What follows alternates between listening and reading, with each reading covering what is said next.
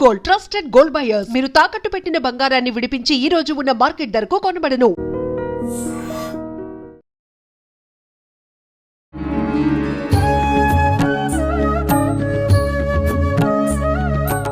నమస్కారం, welcome to I dream. ధర్మ మార్గం విత్ విజిత కార్యక్రమానికి స్వాగతం. ప్రస్తుతం మనతో పాటు ఉన్నారు ప్రముఖ జ్యోతిష వాస్తు పండితులు, లలిత ఉపాసకులు శ్రీ శ్రీ శ్రీ నానాజీ పట్నాయక్ గారు. ఇప్పుడు గురుగారితో మాట్లాడతాం. నమస్కారం అండి. శ్రీమాత్రే నమః.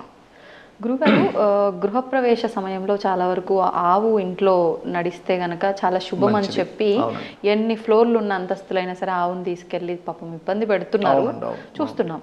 మొత్తానికి ఇట్లా ఒకవేళ ఆవు అందుబాటులో లేకపోతే ఈ మధ్య మనం చూసాం బ్యాటరీతో ఉండే ఆవు బొమ్మల్ని కూడా ఇండ్లంతా తిప్పటము ఆ రిమోట్ కంట్రోల్ తో. ఈ వీడియో మనం చూసాం. నిజంగా ఆవు నడిస్తే శుభమా? మరి ఆవు నడిస్తే శుభమని ఇలా యాంత్రికంగా ఉండే ఆవును తీసుకొచ్చి నడిపించినా కూడా శుభమేనా? ఒకసారి దాని గురించి. మంచి ప్రశ్న వేశారండి. ఫస్ట్ ఆఫ్ ఆల్ అయితే మీరు అన్నట్టుగా ఇప్పుడు కొన్ని ఇల్లులకి పెద్ద లిఫ్ట్లు ఉండకపోతే మెట్ల మీద నుంచి లాక్కొని వెళ్తారు. అది ఫస్ట్ శుభం పక్క పెడితే దోషము పాపము అంటుకుంటుంది. దానివల్ల ఇబ్బంది పెడుతున్నాం కాబట్టి పెద్ద పెద్ద లిఫ్ట్లు ఉన్నప్పుడు చక్కగా లిఫ్ట్లో తీసుకెళ్ళి తెస్తారు, అప్పుడు ఇబ్బంది ఏమి ఉండదు గోవుకి. అయితే ఆవుని గనక గృహప్రవేశ సమయంలో ఇంట్లో తిప్పితే ఎందుకు మంచి అంటారంటే సకల దేవతలు గోవులో ఉంటాయి.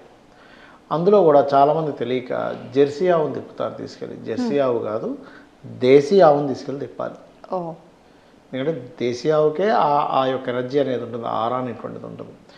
ఎప్పుడైతే సకల దేవతలు గోవు ఇంట్లోకి వస్తుందో, మనం గృహప్రవేశానికి ముందు ఇల్లు నిర్మాణ దశలో ఉన్నప్పుడు అక్కడ నెగటివ్ ఎనర్జీస్ ఫామ్ అయి ఉంటాయి ఇంట్లో.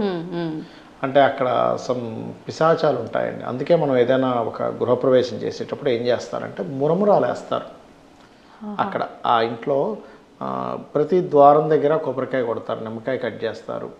ఎందుకంటే ఆ దుష్టశక్తులు పోవాలి అనేటువంటి భావంతో. ఎందుకంటే ఎవ్వరూ సంచరించినటువంటి ప్రదేశాల్లోకి వచ్చి అది చేరుతుంది. అందుకని వాటిని పంపించేస్తారు. పంపించేసి ఆ మంత్రాలు ఉంటాయి గృహప్రవేశం దాంట్లో, పంపించేసి మళ్ళీ వీళ్ళు వచ్చి అక్కడ ఉండడం. అందుకే బలులు ఇస్తారు చూడండి, కొబ్బరికాయ బలి, నిమ్మకాయ బలి, గుమ్మడికాయ బలిస్తారు. ఎందుకంటే వాటికి ఆ బలి ఇచ్చి పంపించేసేయడం అనమాట. దాంట్లో ఏంటంటే బలిచ్చి పంపించేసేయడము, పాజిటివ్ వైబ్ లాగా. ఈ గోవు ఎప్పుడైతే తిరుగుతుందో అందులో గోమయము, గోమూత్రం పోస్తే ఇంకా మంచిదని కూడా ఆనందిస్తూ ఉంటారు. అది సరే. మరి ఇప్పుడు కొన్ని ఇళ్ళకి ఎలా ఉంటుందంటే మెట్లే ఉంటాయి, లిఫ్ట్ ఉండదు, 3-4 ఫ్లోర్లు. అలాంటప్పుడు వీళ్ళు లాక్కొని వెళ్ళినట్లయితే అది సరిగ్గా ఎక్కలేక ఇబ్బంది పడిందంటే వీళ్ళకి పుణ్యం రాకపోగా పాపము చుట్టుకుంటుంది. అది జన్మలు వీళ్ళని వెంటాడుతుంది. మరి అలాంటప్పుడు ఏం చేయాలి? ఇలాంటి బొమ్మ వీటి వల్ల అవ్వదు. చక్కగా గోమూత్రాన్ని, గోమయాన్ని తీసుకెళ్ళి ఇంట్లో కాస్త జల్లండి. జల్లి దాని తర్వాత క్లీన్ చేసేసుకోండి. కిందే గోవుకి సేవ చేయండి. అంటే గోవుకి ఏదైనా తినిపించడం.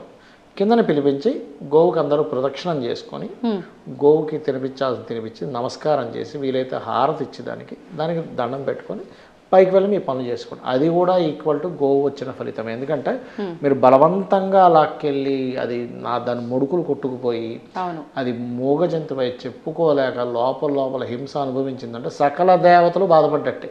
ఒక గోవు బాధపడితే సకల దేవతలు బాధపడ్డట్టే. అప్పుడు ఇంకా పుణ్యం మీకు అక్కడ పాపమే చుట్టుకుంటుంది కదా, దేవతా శాపం తగులుతుంది దానివల్ల. కాబట్టి అలా చేయకండి. చక్కగా కిందకి పిలిపించుకోండి. వాళ్ళు తెస్తారు, ఆ గోవుని దూడని తీసుకొస్తారు, బండిలో ఎక్కించుకొని తెస్తారు. ఇంకోటి ఆ తెచ్చే విధానంలో కూడా నేను చాలామందికి కొన్ని ప్లేసులు ఆగినప్పుడు చెప్పాను, అయ్యా మీరు ఇట్లా కట్టేస్తున్నారు, మీరు బ్రేక్ కొట్టినప్పుడు తగులుతుంది కదా మూతి దానికి అని చెప్పినప్పుడు కొంతమంది దాని తర్వాత దానికి ఏదైనా సాఫ్ట్ది కట్టడం, ఒక పత్తితో కట్టడం, ఇట్లాంటివన్నీ చేశారు కొంతమంది.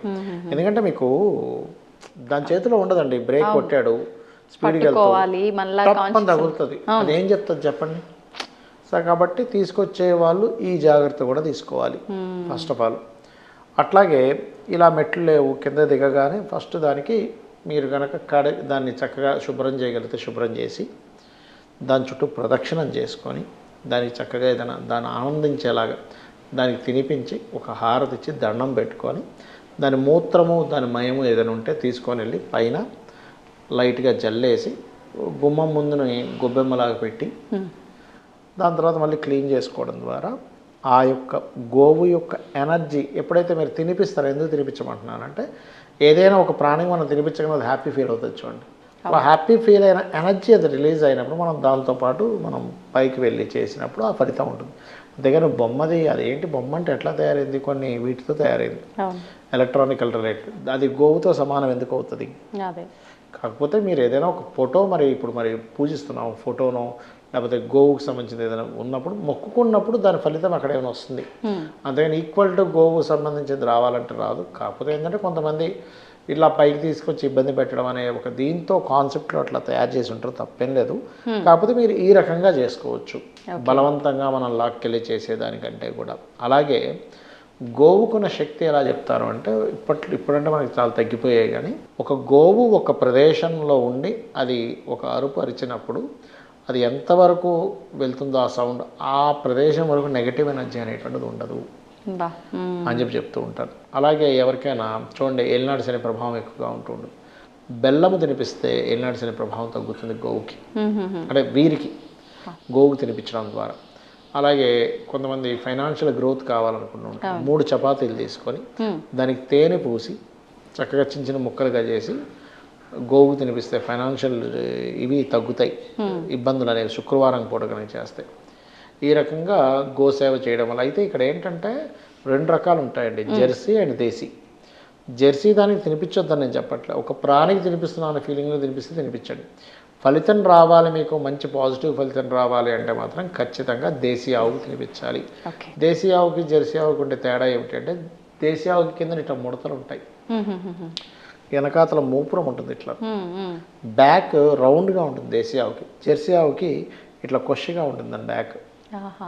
ఇంకోటి ఏంటంటే ఈ 2 గోవులకి ఉండేటువంటి తేడా ఏమిటి అంటే, మీరు ఉదాహరణకి అక్కడ గోవు పాలిస్తుంది అనుకోండి, ఇక్కడ మీరు ఏదైనా ఫుడ్ పెడితే దేశీ ఆవు రాదు, ఫస్ట్ దాని పిల్లకి మొత్తం పాలిచ్చేసి అది సాటిస్ఫై అయిన తర్వాత అప్పుడు వచ్చి ముట్టుకుంటుంది. కానీ జెర్సీ ఆవు అలా కాదు, ఫుడ్ కనబడంగా పిల్లల్ని కూడా వదిలేసి వచ్చి తింటుంది. అంటే దాని తత్వంలో కూడా అంత మార్పు ఉంది. ఇంకొకటి ఏంటంటే చాలామంది తెలియక గోవు ముందు భాగాన్ని నమస్కరించుకుంటారు, చేయకూడదు, గోవు బ్యాక్ సైడ్నే నమస్కారం చేయాలని చెప్తుంది శాస్త్రం. అది అట్లా మీరు కనుక చేసినట్లయితే ఖచ్చితంగా మంచి ఫలితాలు ఉంటాయి. కొన్ని గోశాలల్లో కొంతమంది పెడుతున్నప్పుడు తినవు, ఎందుకు తినవా ఏంటా అని చెప్పి చాలామంది భయపడుతుంటారు. వీళ్ళకి కర్మ బలంగా ఉందనుకోండి, చాలా బలీయంగా ఉందనుకోండి, 1-4 సార్లు ప్రయత్నం చేస్తే కానీ అది క్లియర్ అవ్వదు. ఎందుకంటే గోవు కనుక మనం పెట్టింది వెంటనే ఆనందంగా తిన్నది అంటే మనకున్న కర్మ తొలగిపోవడానికి అది యాక్సెప్ట్ చేస్తుంది. మనం ఎన్నిసార్లు పెడుతున్నా తినట్లేదండి అంటూ ఉంటారు కొంతమంది. అప్పుడు దాని అర్థం ఏమిటంటే వీళ్ళకి కర్మ బలంగా ఉందని ఒకటి, లేదా దానికి ఆకలి తీరిపోయింది, ఫుల్ ఆకలి. మనలా తినవండి అవి. ఏ పక్షి ఏ జంతువు కూడా కడుపు నిండి ఉంటే తినదు అది. మనమే పిచ్చి పిచ్చిగా ఏది పడితే మళ్ళీ మాటి నోట్లో వేసుకుంటూ ఉంటాం. నిజంగా జంతువులు ఒక్కసారి తిన్నదంటే, ఎగ్జాంపుల్ పులి బాగా తిన్నది అనుకోండి, మనిషి కనబడ్డ వచ్చి అటాక్ చేయదు అది, పక్క నుంచి పోతున్నా వదిలేస్తుంది, దానికి ఆకలేస్తేనే పట్టించుకుంటుంది. అట్లాగే అవి ఒక్కోసారి ఆకలి తీరిపోయి కడుపులు ఉన్నప్పుడు తినదు, అది అర్థం చేసుకోవాలి. కానీ వెళ్తున్న ప్రతిసారి అందరిది తింటుంది, మీది మాత్రం అది తినట్లేదు, బెల్లం పెట్టినా ఏం పెట్టినా అన్నప్పుడు ఒకటి దానికి కడుపు నిండైనా ఉండాలి, లేకపోతే ఆ వస్తువు ఇష్టం లేకపోయినా అయి ఉండాలి, లేదా మీ కర్మ బలంగా ఉన్నప్పుడు కూడా అది యాక్సెప్ట్ చేయదు. అలాంటప్పుడు ఆ గోమాతని నమస్కారం చేసుకుని మొక్కుకొని, అమ్మ నా కర్మలు తొలగించు అని అనుకొని తినిపించాలి. ఓకే. ఇప్పుడు మీరన్న ఇందాక బొమ్మ రూపంలో పెట్టుకున్నప్పుడు పూజ చేస్తే కొంత ఫలితం అన్నారు. చాలా వరకు ఇప్పుడు ఈ ఆవు దూడ బొమ్మ తీసుకొచ్చి ఇంట్లో షోకేజ్ లా పెట్టుకుంటారు, పూజ పునస్కారం లేకుండా. అది షోకేజ్ మాత్రమే, షోకి పెట్టుకోవడం తప్పేం లేదండి. కానీ ఎనర్జీ అయితే ఏమి ఉండదు దానివల్ల. ఎనర్జీ ఉండదు అంటే మీరు పూజించినప్పుడే దాంట్లో ఎనర్జీ ఫామ్ అవుద్ది ఎప్పుడు కూడా. అంటే వాస్తు ప్రకారంగా ఫేవర్ చేయడం లాంటిది. అంటే ఫేవర్ అంటే ఒకటి, అది ధర్మానికి చిహ్నంగా చెప్తారు గోవుని, కాబట్టి అది ఏ జోన్లో ఉంటే దానికి సంబంధించిన ధర్మాలు వాళ్ళు బాగా పాటిస్తారని చెప్తూ ఉంటారు. ఓకే, ధన్యవాదాలండి. శ్రీమాత్రే నమః. And for more videos, please subscribe to iDream. Please subscribe to iDream. Please subscribe iDream. And please subscribe to iDream. For more videos, subscribe to iDream. please like, share and subscribe to the channel. Congratulations, iDream. Subscribe to iDream. Subscribe to iDream. So subscribe to iDream Media. iDream team andarki huge congratulations. Please subscribe iDream Media. Please subscribe to iDream. Subscribe iDream. Please subscribe to iDream. iDream అంటే నా కళల channel subscribe చేసుకున్న నోరు తిరుగుతలేదు, మీరైతే గంట గుర్తు కొట్టండి. For more such videos, please subscribe to iDream. Subscribe to iDream. Please subscribe to iDream. Please subscribe iDream Media. Please do subscribe to iDream. Please subscribe to iDream Media. For best entertainment and information, please subscribe iDream. And don't forget to subscribe to iDream.